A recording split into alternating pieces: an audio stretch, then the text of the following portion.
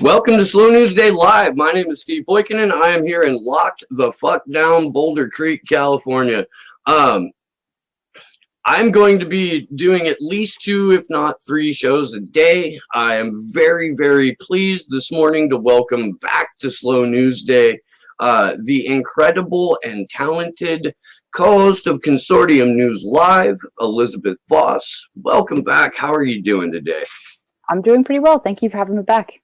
Hell yeah, it is good to see you. I have had some of my favorite episodes of this show have been meandering conversations with you as the guest. So I have no reason to doubt this will not be as at least fun for me, and that's the whole point of this thing. It's been a minute, man. The last time that you were on, you had just written your "It's the DNC Stupid" article. Right. I remember. And you and I had a talk that scared the shit out of the Bernie or Bus guy so bad he came on the show the next week. Well, I guess we could start from there. Here we are, where elections might be suspended, and yet they're still trying to push a guy whose brain is clearly pudding onto the American populace, while Bernie Sanders is by himself in the Senate ranting to anyone who will listen. What do you think about all this craziness? I mean, it is insanity. That's basically the initial thought that I have, and it does leave me kind of stunned that they're pushing Biden like this. I mean, I don't know how many other pundits or progressive or independent journalists would admit that they really thought Biden was going to be the person pushed. I mean, I think we all watched like Kamala Harris, Buttigieg, and a lot of other people kind of rise to the surface and look like they were favorites. And in retrospect, what it seems like, and I mean, maybe Kamala Harris would have been the nominee if her campaign hadn't been basically destroyed by Tulsi Gabbard. Maybe that would have happened. But in any case, it's almost as if there was this kind of, sleight of hand magic trick. Like while you're watching Kamala Harris and while you're booing Buttigieg and asking if he's in the CIA or whatever, here Biden is back here not being attacked and almost protected. But I think, his cognitive decline is really clear. I cannot believe they would actually go into the general election with him. So my only conclusion logically is that they've got somebody like Hillary Clinton in the wings who's going to come in, and is just softly just biding her time. That's my honest assessment of it. I don't see any other explanation for having him as the nominee other than just his connections in the establishment. And I was one of those people who early on said, I don't think Biden's going to make it past Super Tuesday. I think he's going to fall apart. I think, they're going to push a Harris, so they're going to push a CIA Pete. I was flat the fuck out wrong about that and have admitted it on the show a couple of times now. But you're right. And as I think about it, and as I thought about it going into, I guess, Super Tuesday, nobody is more malleable or controllable than a guy who's a lump of clay with hair plugs. Like he'll go out and sell anything they want him to sell with no memory of doing it afterwards. And he's also said, my VP needs to be ready to step in on day one. That's a statement that a presidential candidate has made. Like my VP's got to be ready to pick this up. So it does make sense that they would put in some sort of, if not Hillary Clinton, someone almost like, at least as brutal and at least as, a vessel of the 0.1% to be his vice president. I'm pretty sure that they're going to have someone that wins at identity politics bingo. Like personally, like it's going to be a Stacey Abrams or it's going to be a Kamala Harris. Or even Elizabeth Warren, just because, Well, yeah, she is the world's first white Native American. So she's a white woman of color, Elizabeth Warren. Dude, the Democrats are a mess, Elizabeth. They really are. Yeah, they absolutely are. And it's really, and I've said this on Twitter a number of times, watching the initial, races, the results coming in from various states, especially after Super Tuesday. It's really difficult. It's really kind of soul crushing to be so right in the worst way possible about how this was going to turn out. And I think even my jaded, bitter expectations were exceeded by the amount of overt, obvious corruption going on in the primary process. I mean, there, Biden winning states where he didn't even have a campaign office. Like, come on. It was just overt. And I think that's the trend that we've been seeing over the last couple of few years since 2016 and cheating Bernie in that primary. Whether it's, Canova's race in 2018, whatever it is, it's almost like the overt interference is so much more visible and plain to see, and it's as if they're emboldened and they just don't care anymore. They don't care about making us think that we have a say. They really don't, and they're really showing that at this point. You're absolutely right, and yet there are still people, even right now to this day. Like just this morning, I saw someone on Twitter who's a one of the more prominent accounts being like, Bernie's got this, he's got it. You just gotta believe. Like the way that I guess Bernie's support has kind of transitioned into this faith-based category. Like, where it's become taken on a lot of religious aspects, that if they vote hard enough or if they believe hard enough, that will somehow stop a party machinery from rigging the election again in front of everyone. Tim Canova's he's been right the whole time. Like I sent him a message the other day. It was like, dude, somebody needs to like give you a cake or something. Just decorate a cake. Like, yeah, you were right the whole time. Bernie, I'm gonna ask you something, because I've been following politics and writing about politics and been involved with it since the early 90s. And I thought 2016's campaign, the Hillary Clinton campaign, was the worst one I've seen in terms of running a campaign with the goal being win the election, Right. Bernie's campaign this time around seems designed to fail on purpose to me. I don't know if you're seeing the same thing, if you're seeing him trying to go out there and win, but to me it looks like he's just making error after error after error after error, to where it's all unforced. All the errors only go one way. And if all the errors only go one way, are they really errors at that point? Well, absolutely. And I think in the aftermath of 2016, all of Bernie Sanders' actions in terms of spouting the Russiagate stuff, getting on the ground, campaigning for Hillary, all of those previous actions really, they laid a path for this that was really obvious to anybody who was watching. And I think that I do sympathize with people who believed in Bernie, especially this time around, after they were like, okay, yes, he was cheated, but he's still fighting for us. I think at this point, it really is clear that doesn't seem to really resonate with reality. It really doesn't. And I'm not saying that he doesn't do good work, but it really does not look to me like he went into 2020 to win.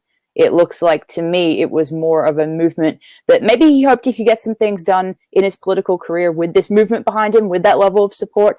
But the more jaded, cynical way of looking at it is just as a sheepdog figure to get a progressive base riled up, think that they have a chance, and then to fold them in once again. But it's such a failed strategy, though. I mean, they know that it failed in 2016. So why they would try the same thing again that's where it boggles my mind. But then the next logical step from that is that they really do not care all that much about beating Trump.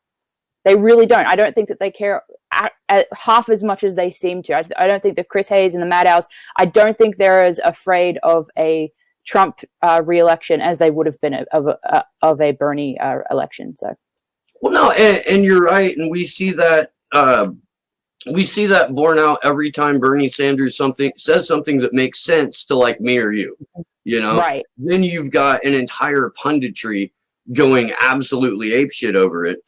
But when Bernie Sanders, as a matter of course, refuses to acknowledge the national security state, or refuses to say Julian Assange's name out loud, pushes Russiagate,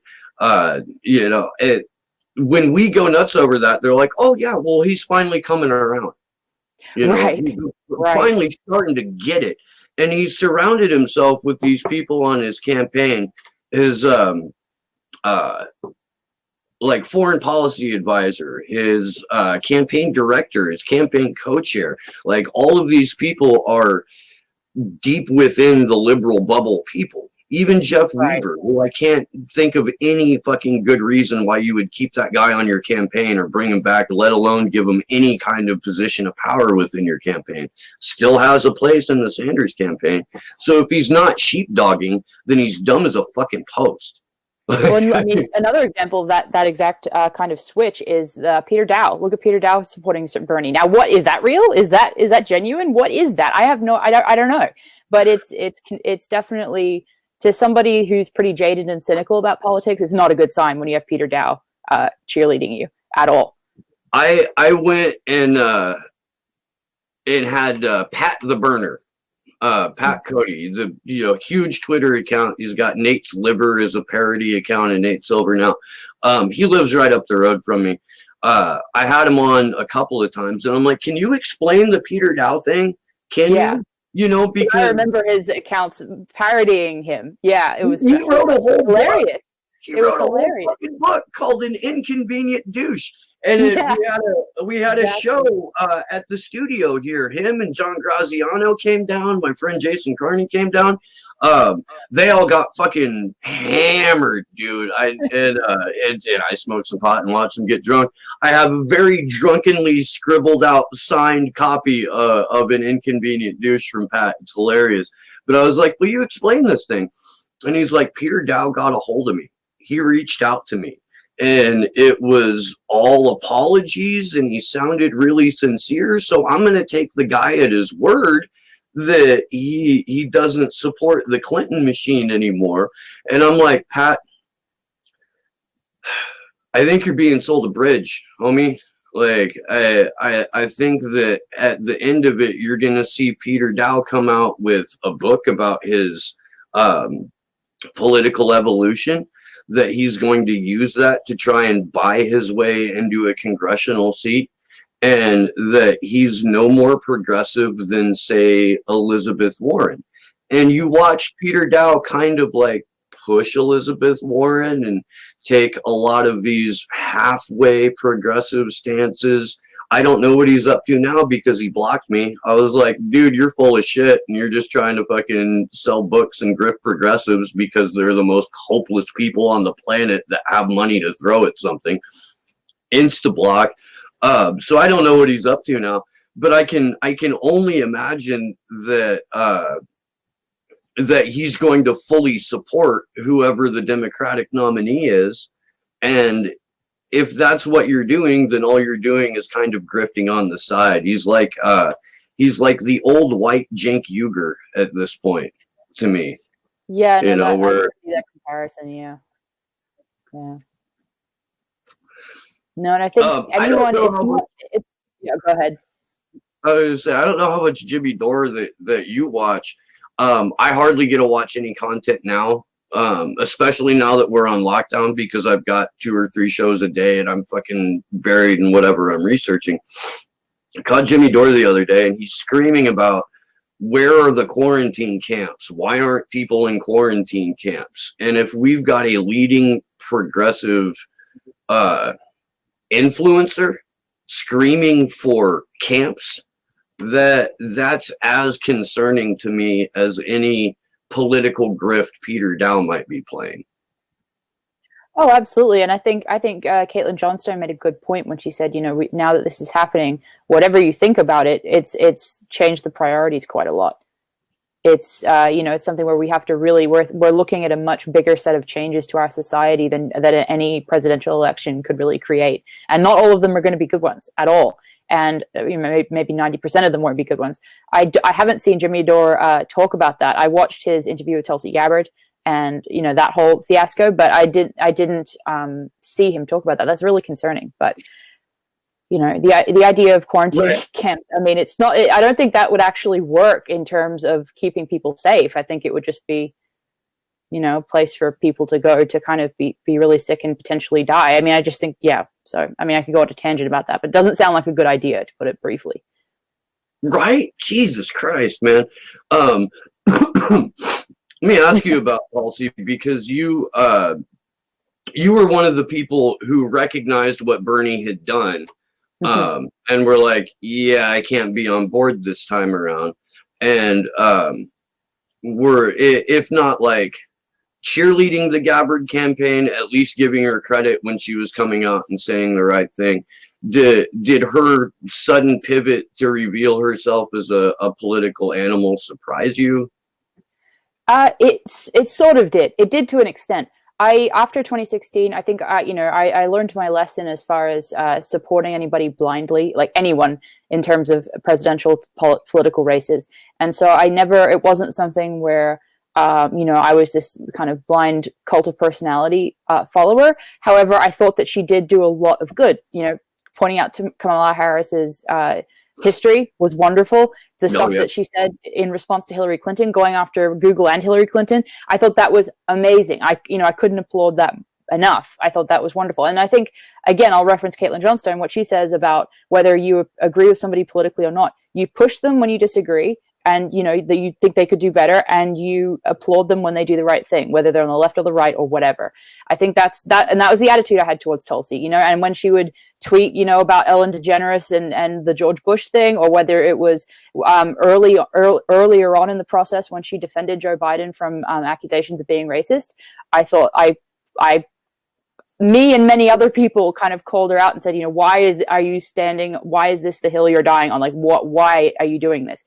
And so I have no idea what her thought process was, what her campaign's thought process was. My question is, why endorse anyone? If you don't, I understand if it's true that Bernie did not want her endorsement, I can understand that would sting, and after everything that she sacrificed in 2016 for him. But that doesn't mean that you need to endorse Biden as a result of that. You can just, even Elizabeth Warren hasn't endorsed Biden yet.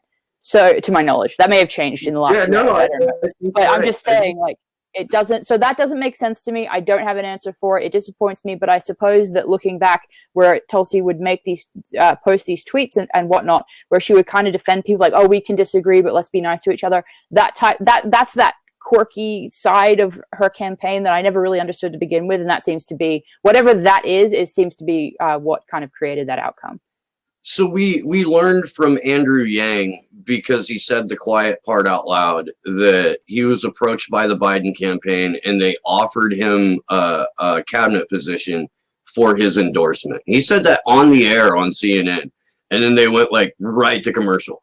Of course. But CNN gave him a job as a commentator, basically as soon as he dropped out of the race.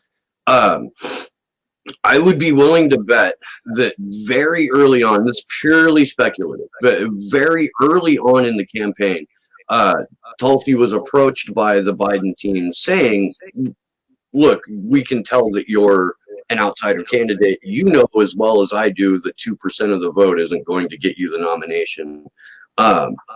If you come on board when you drop out, we'll make sure that your particular voice or your particular argument is heard inside of this cabinet. And that's about the only thing that makes sense to me. And it's politically expedient. It's the kind of thing that most of us turn up our nose at.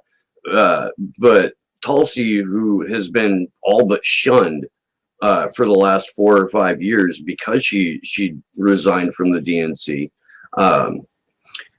if she wanted a way back in, that looks like it's her only way back in. I agree. I didn't think that was what she wanted. Maybe I was wrong, but I think also if she is looking at it in a politically expedient way, surely she knows that Biden will not be elected unless there's some absolutely spectacular rigging that didn't beat Trump last time in 2016. I don't think that Biden can beat Trump. So, with that said, what good is a cabinet position that doesn't pan out? The only thing that would be good with that would, as you say, maybe buy her some credibility with the DNC again. However, you look at Bernie. Bernie has kissed the feet of the DNC since 2016 nonstop, and he's not given any favors. He's still accused of being supported by Russia. So, I don't think that Tulsi is blind to this. I don't think that she doesn't understand that. So that's why I have a giant question mark about why that happened. I have no idea. I don't think we'll ever know. I know that I did watch Jimmy Dore interview her, and she really didn't answer a lot of that. and I think, that's where it has to be kind of left. And it is disappointing, but I hope it's a wake up call again to people that they should never, ever put all of their hope in a political candidate, especially in presidential races. On state and local elections, I think you can maybe hope for a little bit more representation, but still never, ever put all of your hope in one politician. It basically it gives you, it puts you in a position of having an outer locus of control. Like, if I support this person, they'll do what I need them to do. You have to reverse that, put the power back in yourself and go, okay, what can I do? This situation is clearly unacceptable. The world we're living in is not okay. I need to do something. What can I do? And that I think is the basic starting point we have to reach. And I hope that the shameless rigging of this primary will get more people to that point, at least. That's the silver lining in all this, I think. I hope you're right. And that's fantastic advice for anybody who's listening right now. We tell people all the time on the show, no gods, no masters, don't put your faith in a politician. It's not going to work.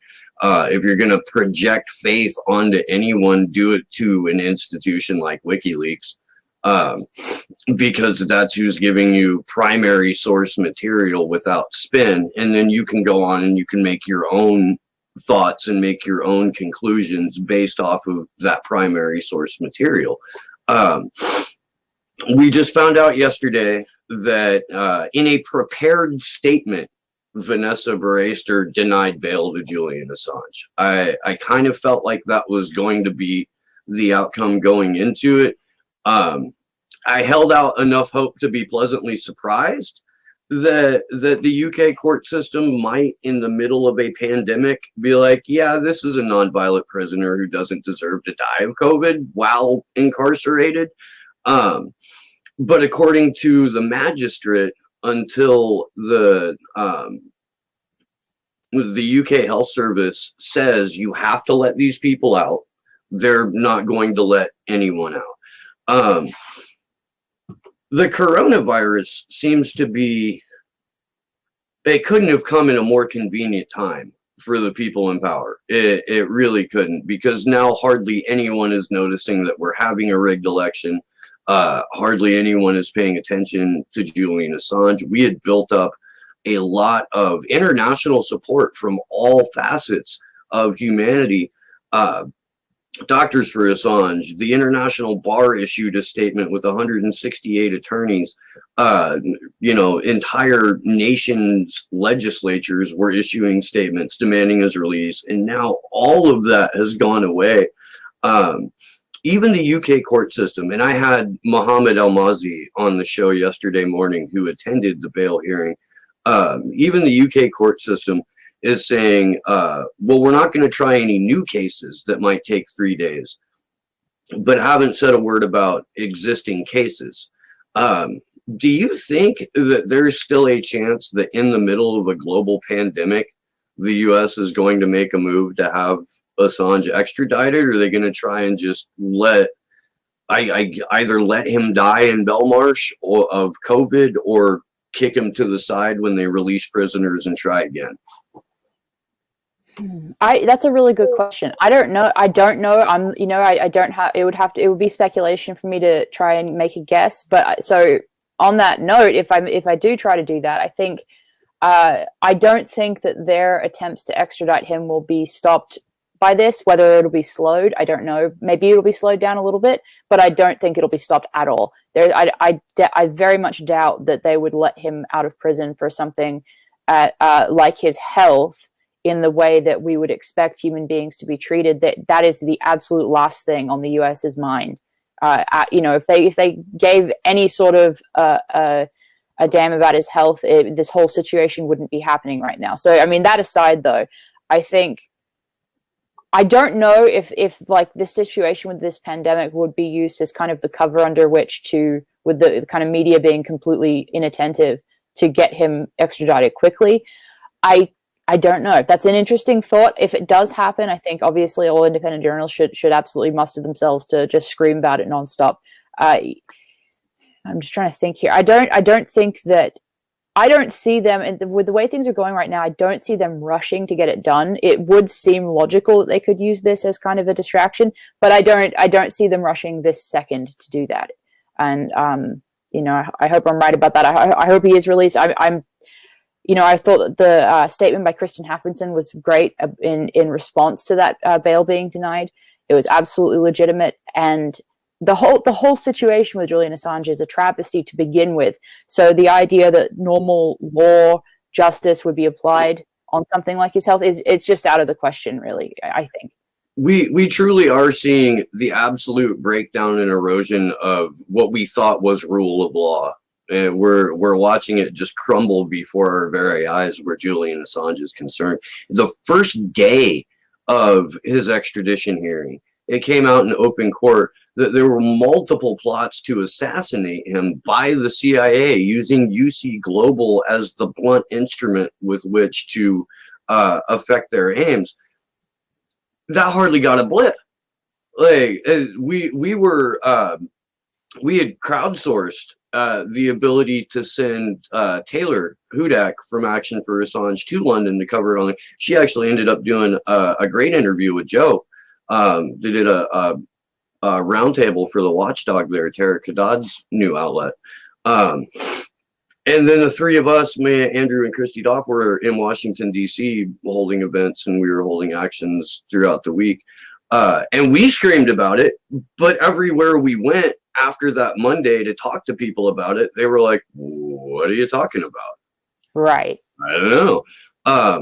And it was really disappointing because these are people who are quote unquote independent, who you would think would be attached to that case like their livelihood depended on it, that had basically come to the decision that, it's a foregone conclusion, we're just going to try and save our own skin now. We're like, man, that's not how it works, because if they get one of us, then they get all of us. Can you, come on board with a little solidarity here? So we started carrying around a WikiLeaks flag that one of the wonderful people who came down from, I believe, New Hampshire or Connecticut brought with us, and we had people everywhere sign it. We've got Lee Camp and Medea Benjamin's signature on the same flag as Michael Flynn Jr. and Enrique Tarrio from the Proud Boys. Like, there's a lot of the entire gamut of political ideology is represented on this flag. And we were moving towards a post-partisan conversation. We were moving towards a post-partisan, framing and reality, using the free flow of information, accurate, unspun information, as the thing that we would point to. And now we've got an almost near uniform response from the Five Eyes countries on how they're dealing with this coronavirus. Australia, 2 days ahead of Europe, banned gatherings of 2 or more people. Then Boris Johnson came out and did it. Trump is doing something a little bit different, where he's like, holy fuck, they're going to take my economy away. No, go hang out. Like, the only way a president with high approval ratings gets replaced after 4 years is if the economy crashes. Go save my economy. Kill grandma for my economy. If your grandma's not afraid to die to save the dollar, then your grandma's a fucking communist. Like, that's what we're getting told right now. But other than that, like, the protocols are all there. The National Guard's been rolled out. There's, stay-at-home orders and shelter-in-place orders. I'm not exactly sure where you are in the country, but I assume that you're at least being told not to leave and not to gather with 5 or more people. Right. Yeah. No, I'm in Arkansas. I'm in Northwest Arkansas, and I think, and our city government has shut down as of a couple of weeks ago. So I think that they're still maybe operating to a small degree, but they're definitely shutting the offices to the public. A lot of, it's definitely an area of the country that is not as badly hit as California and the East Coast. Definitely not as bad. I mean, in my county, I think there's around 10 positive cases at this point. So it's not anywhere near the disaster that other areas of the country are facing. However, a lot of people are doing social distancing, social quarantining. I'm trying to be responsible about it. I think it's really a difficult subject to look at, because it's so unclear. The facts of this are so unclear. It's the complete opposite of something like Russiagate, where you could really debunk every single strand of it with facts and evidence. In this case, there's not a lot of clear evidence to really work with. I mean, the numbers, the statistics that people are being given, well, how valid are those given that so few people are being tested, or that so few, so it's like even the basic numbers you're being given are really questionable at a certain level. And my point there is not to at all belittle the suffering and death and sickness. I absolutely think it's definitely a real illness. Anybody just trying to belittle that reality is either delusional or listening to the wrong sources. But that does, I think what worries me more than the virus itself is absolutely the responses to it.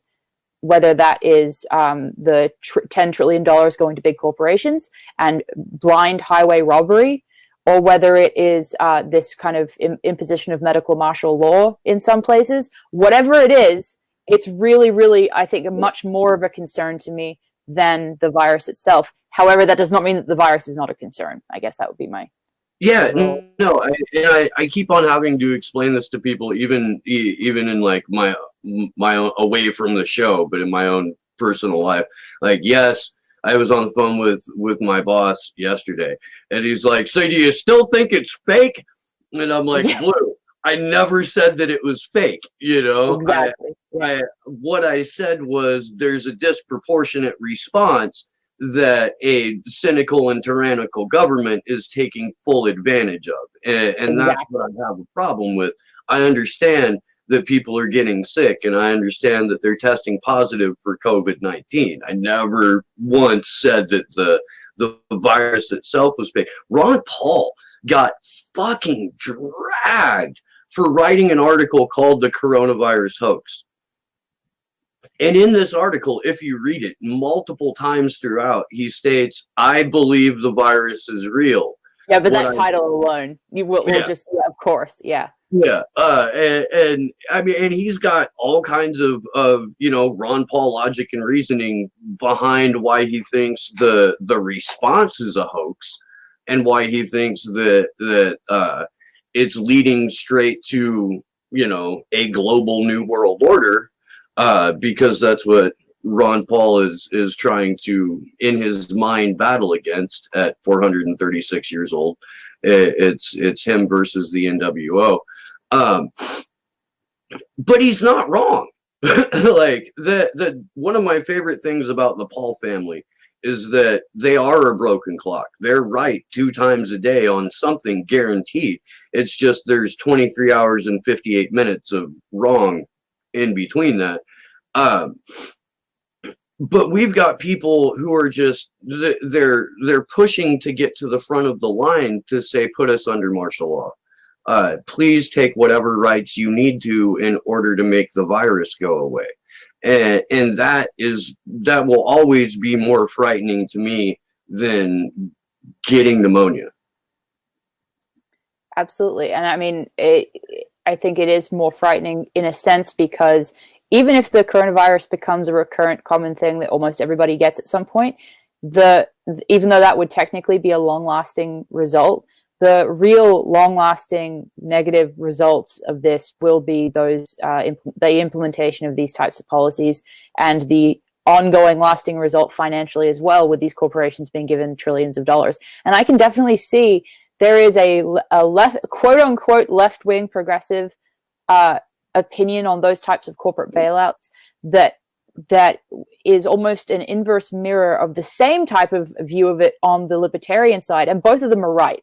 The libertarians say, you are a blood-sucking government taxing me and taking my money away. How dare you? And that's correct, because it is being given to these corporations. It is being printed out of thin air for these people. And then on the other side, on the progressive side, you're giving it to the corporations, and therefore blah, blah, blah, et cetera, et cetera. So both of them are right, in my opinion. And the problem is that it seems, again, just like with the election cycle this time around, it's really clear that they're doing this in broad daylight and they don't care about our response. To me, it seems like what this whole situation says to me, whether it's the presidential election, whether it's the establishment's response to the coronavirus, it's this message of, we no longer fear you. like we maybe did 10, 20 years ago. We are no longer afraid to really show you our true hand here. That's not something that I want to have as a response as a conclusion to draw from all this, but that's what I see. No, you're exactly right. You should put that on a fucking t-shirt. You really should. And if you look at it chronologically, the Bush administration, through just abject shaming of speaking out against the war crimes that they were committing, got an activated right-wing or right libertarian base who would show up as an anti-war faction, who would show up and doorstop politicians because Alex Jones or Jason Burmis told them to, who would show up at the Bilderberg Group, 10,000 strong, regular people protesting the Bilderberg Group. Obama came in, shut down all dissent, whether it was right or left. He was now the focus of the right's anger, and everything was Obama's fault, while he was quieting dissent on the left. Hey, you're racist if you point out these wars. I got called a racist in 2008 because I voted for Cynthia McKinney instead of Barack Obama. Wow. Because apparently Cynthia McKinney is, a white Irish lady, instead of, amazing, strong black woman from Georgia. She got transformed into the brain of liberals into a white Irish lady. And after that, like post-Obama, everything seemed to have fallen apart so badly that only a cartoonish strongman character like Trump was going to get elected. Yeah, because he's the anti-politician. That was his appeal to people, I think, amongst other things. Whether it was dog whistling or whatever, I think that the principal reason he just smashed Hillary Clinton so ferociously was because he was the outsider. At least that's the way people felt about him. Whether, and I think it's very valid to say, no, he's really an insider, and here, this is how he's connected to all these people. Absolutely, that's correct. But his persona, his WWE wrestling persona, was as the outsider in that race. And, so that, and also the fact that Hillary Clinton was the most unifying political figure in history as far as everybody hating her, that too. So I think both of those things together really, I think that was kind of a dying last wave of hope on a lot of people's minds. Like they thought, okay, if we can get this anti-politician in, he's going to fix it. He's going to do things. He's going to shake things up. And I don't think we've seen that. I hope people, again, it's just like seeing Bernie Sanders fail the progressives. I hope that the people who supported Trump really are seeing the ways that he's failed them over and over and over again. Because I think otherwise and even if they do, this is the thing, this is the really cynical part. Even if they do, what do we do now? Okay, so we see everybody's failing us politically. What do we do? I don't think there's a really good answer for that yet. I really don't. And I think that the other very convenient part of the coronavirus situation, in addition to kind of providing white noise in which Julian Assange kind of disappears, is that we are unable, or at least, could potentially be completely suppressed from dissent, protest, rallies.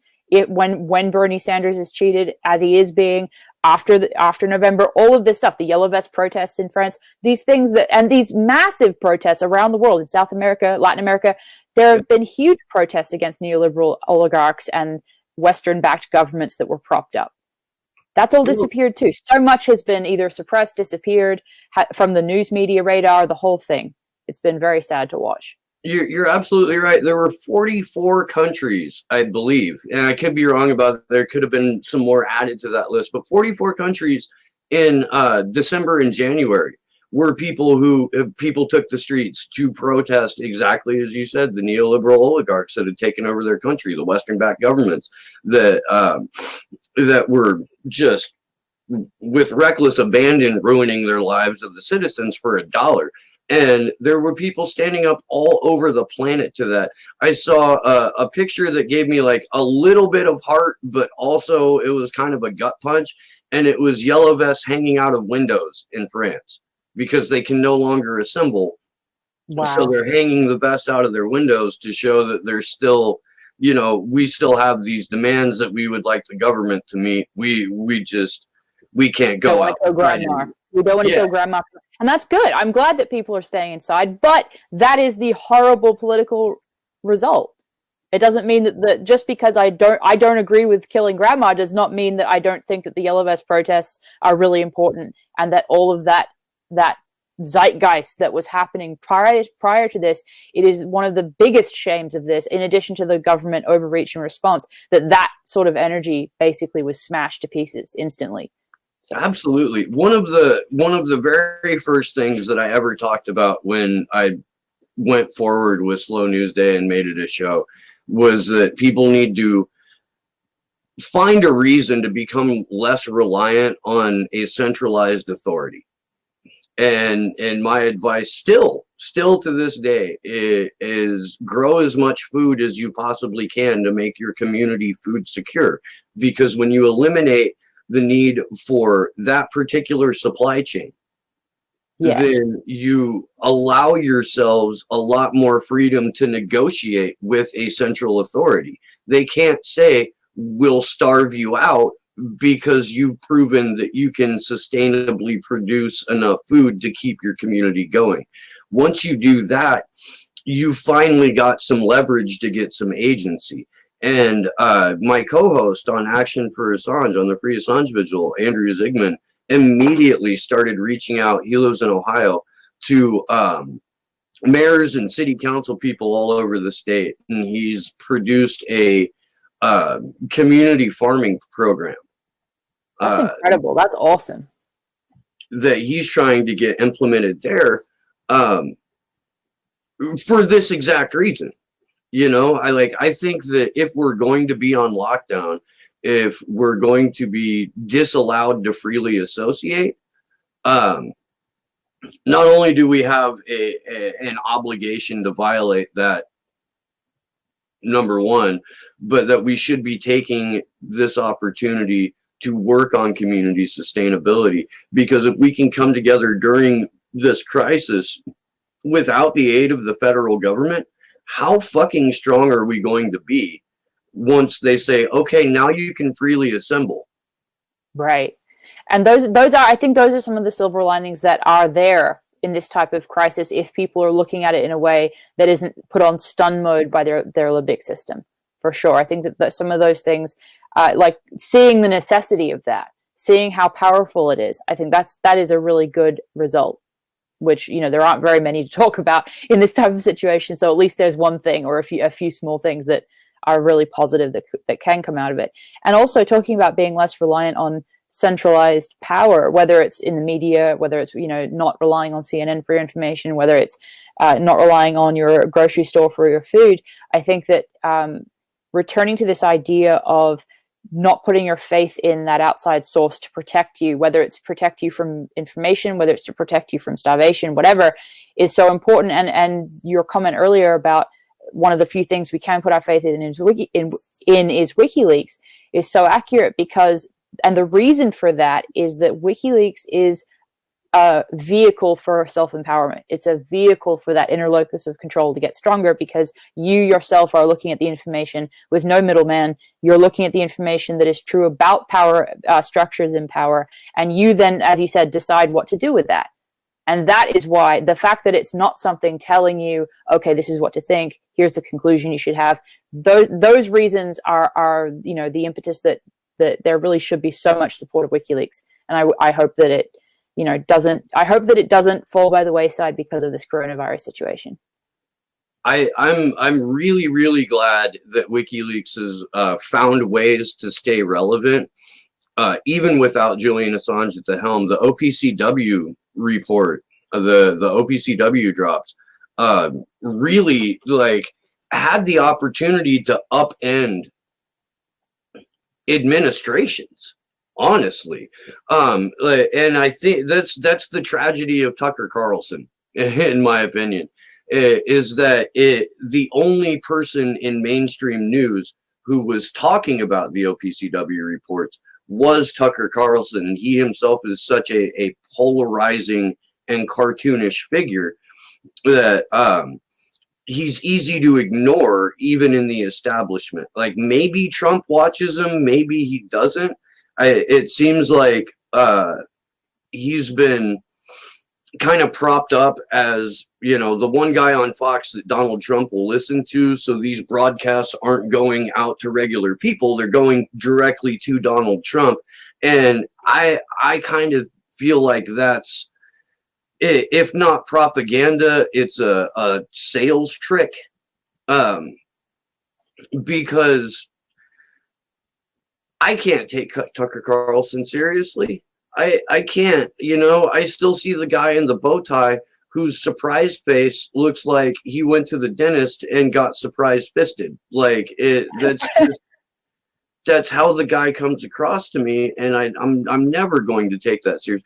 I mean, I'm not suggesting that anyone take me seriously either. I fucking, you know, look like a goddamn hillbilly.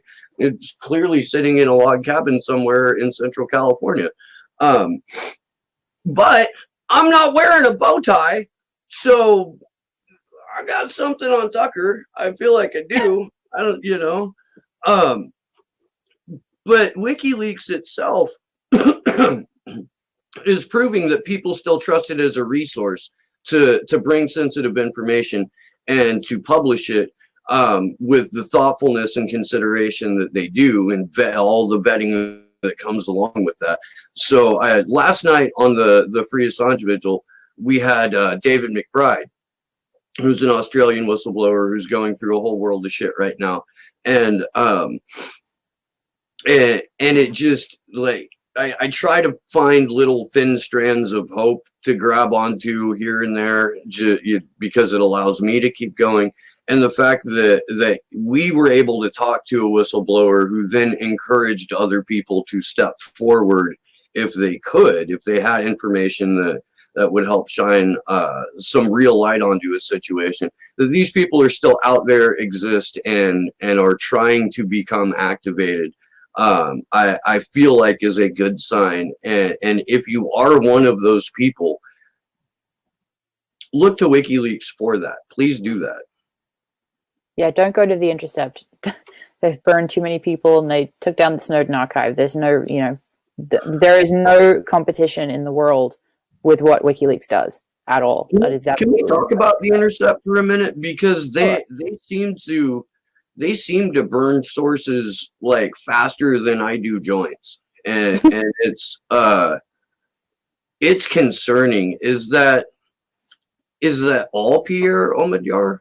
Or is the institution itself kind of, I don't know, I guess corrupt is the word I'm searching. I think those are both kind of the same answer. I think that the control of Pierre Omidyar makes the institution a bit corrupt.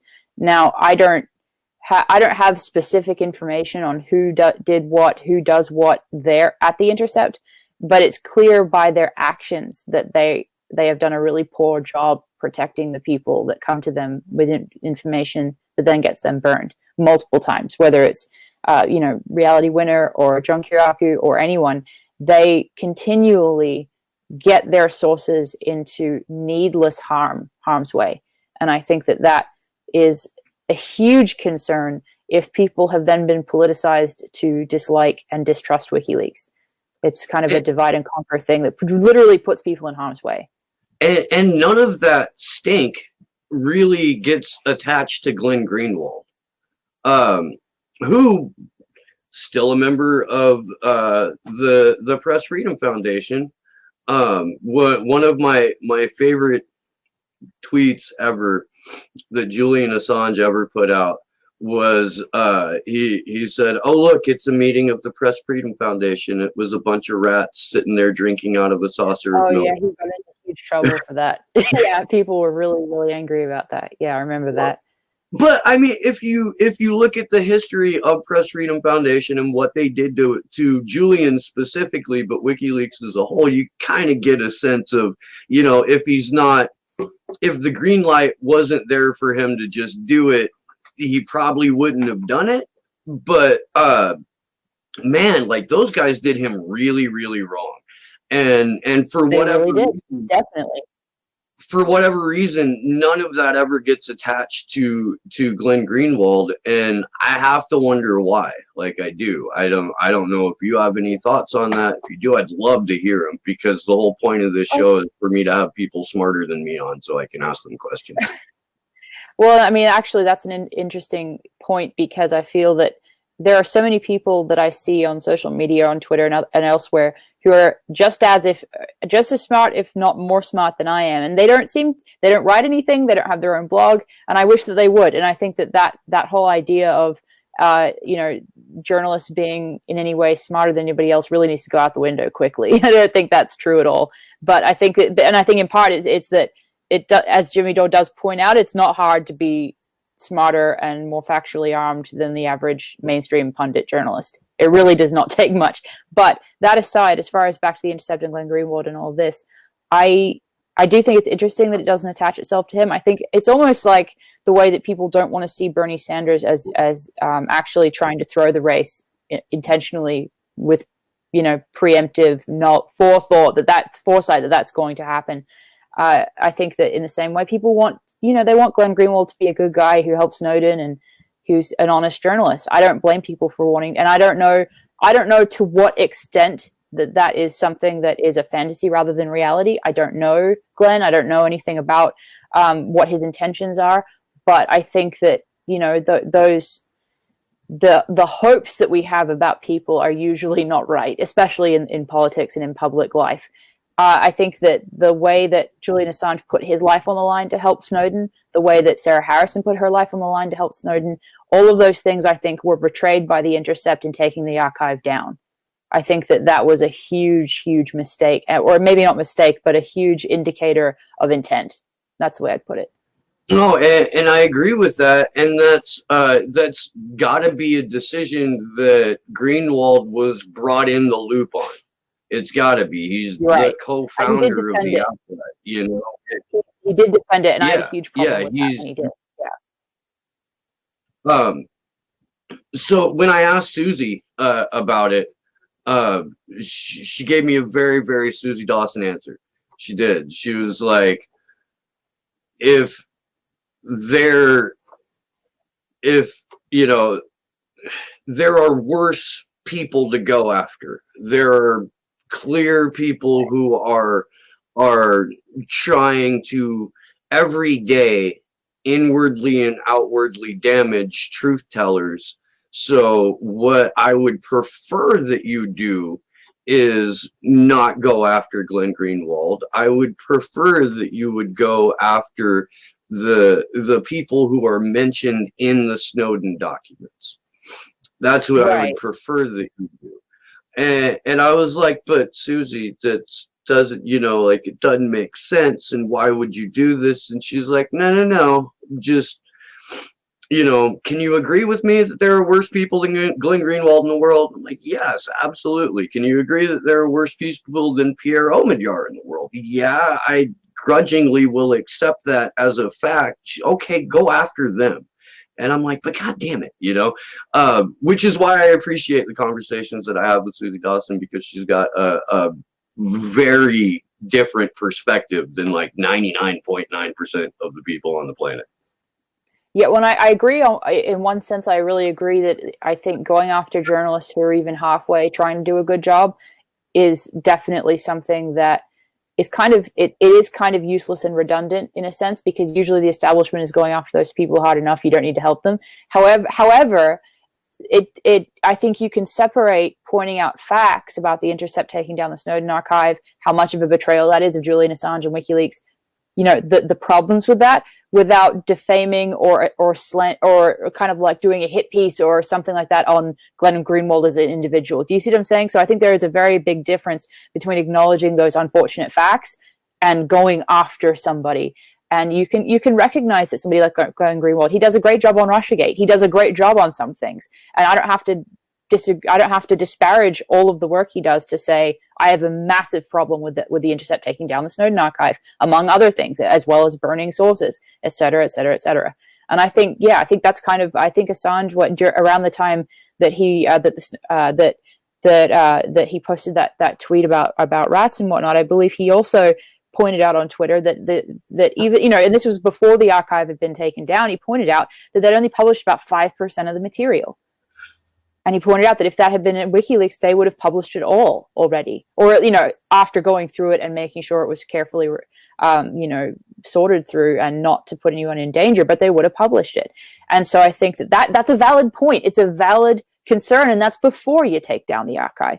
So I think, you know, those things can be valid without hating somebody personally. I think, or going after somebody personally and just disparaging everything that they've ever done. And I think actually a better answer to why doesn't it stick to Glenn Greenwald is maybe that to do that would be making it about one person, and he's definitely not the whole picture at The Intercept. I think hanging everything on Glenn's head and on his hat is not potentially, you know, that's not the right answer any more than denying what's happened at The Intercept is the right answer. So no, and that's perfectly fair. It is. Susie has been kind of filling in for a co-host spot for us on the Free Assange Vigil the last few weeks. She wasn't able to make it last night, but I think she's going to be on board for the next couple of weeks. Can we get you on one of these Wednesday evenings? Is Wednesday evening in the realm of your possibility to come on the Free Assange Vigil briefly? Yeah, I will have to get back with you on that. But I appreciate you asking me. I really do appreciate it a lot. And we are starting to put out more content through that channel, and we're doing like independent interviews. This, in fact, will probably go you've done up. A great job. You all have done a fantastic job, and getting Taylor to London, the whole thing has been amazing, and the interviews you've done have been brilliant. So definitely hats off to you all. I appreciate that, dude. There was kind of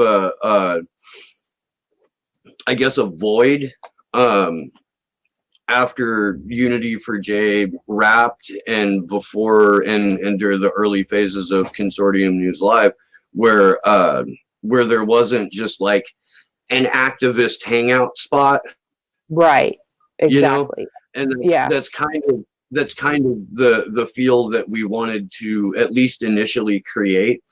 But going up to the first week of the extradition hearing, we're like, holy fuck, dude, there's hardly anyone from the States who's saying, yes, I'm going to London and I'm going to do this coverage. Like Kevin Gistola and Patrick Henningsen, and that's about it, you know. And oh no, I really appreciate the work that Patrick's been doing. Kevin, I don't know personally, but I like his work. I do. Patrick, I believe, is going to be on the Free Assange Vigil next week with Vivian Kubrick, and I'm looking forward to that because I haven't had a chance to talk to Vivian outside of like there were a couple of meetings that I was a part of that she was a part of as well, but I haven't had the opportunity to engage with her in an interview setting before, and I'm looking forward to that. I'm going to go ahead and wrap because I still have like 5 hours of real life shit to do before my next show. I can't thank you enough for taking your time out of your day to come talk to me. I appreciate it. I really do. Will you please let people know what you're up to and where they can find you? Sure. Yeah, you can find me on Twitter at Elizabeth Lee Voss. That's Leavos. You can find me on Facebook and also on any social media platform that's alternative, basically, whether it's MeWe, Minds, Gab, all of them. You can find me somewhere on all of those. Basically, right now I'm co-hosting Consortium News Live, and I'm an independent freelance journalist, writing when I can. So I appreciate you having me on. Thank you very much. Thank you, and that's going to do it for me. It's going to do it for the show. I am 95% certain that I'm going to do a Patreon swapcast with Sam Tripoli today. So if you're a patron, look for that. I will be back at 4 p.m. Pacific, 7 p.m. Eastern. I can talk with Helen Beniski. Really looking forward to that conversation. She's been doing some incredible work. And I love you guys for hanging out in the chat. I love you guys for supporting the show. This has been Slow News Day. I'm Steve Poikinen, and good luck to us all.